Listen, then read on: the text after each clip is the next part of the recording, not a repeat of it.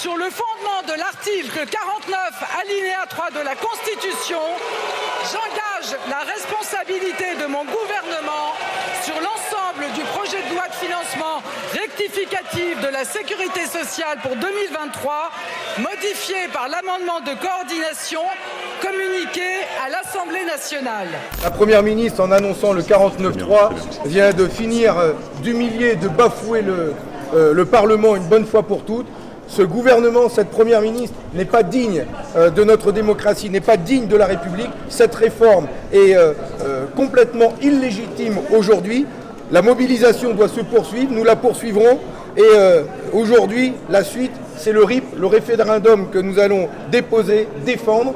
Et pendant les 9 mois qui vont suivre, pour obtenir ces 4 millions de signatures, cette réforme devra être suspendue. Et donc nous avons encore l'espoir de l'emporter, de faire respecter le monde du travail et de créer les conditions que cette réforme ne soit jamais mise en application en rendant le pouvoir au peuple. Aujourd'hui commence le premier jour du reste du quinquennat d'Emmanuel Macron, de la fin du quinquennat d'Emmanuel Macron. Et employer l'autoritarisme comme ils sont en train de le faire pour passer en force une réforme des retraites dont personne ne veut et sur lequel, aveu de faiblesse suprême, ils sont obligés d'utiliser le 49.3 est un signe qu'ils enfoncent le pays tout entier dans une crise de régime. Et nous le disons à toutes celles et ceux qui se mobilisent dans le pays, rien n'est fini. Et à ceux qui, au pouvoir aujourd'hui, sèment le chaos dans ce pays, nous répondrons évidemment par la censure. Nous irons, avec d'autres groupes, déposer des motions de censure, mais nous emploierons tous les moyens à notre disposition pour continuer cette lutte que mènent des millions de gens dans le pays. Aujourd'hui, ce qui n'existe pas, c'est un gouvernement soutenu par une majorité parlementaire. C'est l'enseignement premier.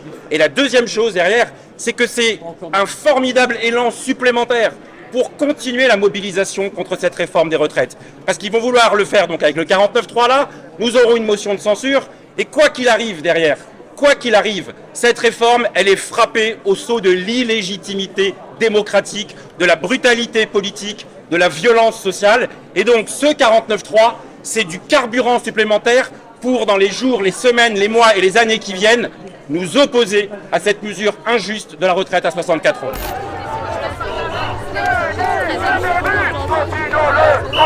Ici se passe quelque chose d'historique, il me semble. On est en train de dire non en fait à cette atteinte à la démocratie qui s'est faite aujourd'hui. Ce 49.3 est juste inadmissible après toutes les luttes qui se sont faites et on ne se fait pas entendre encore.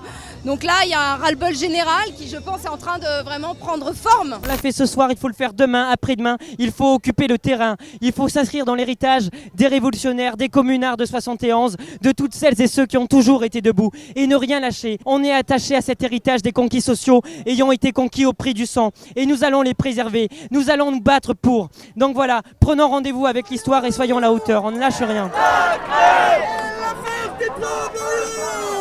C'est la grève!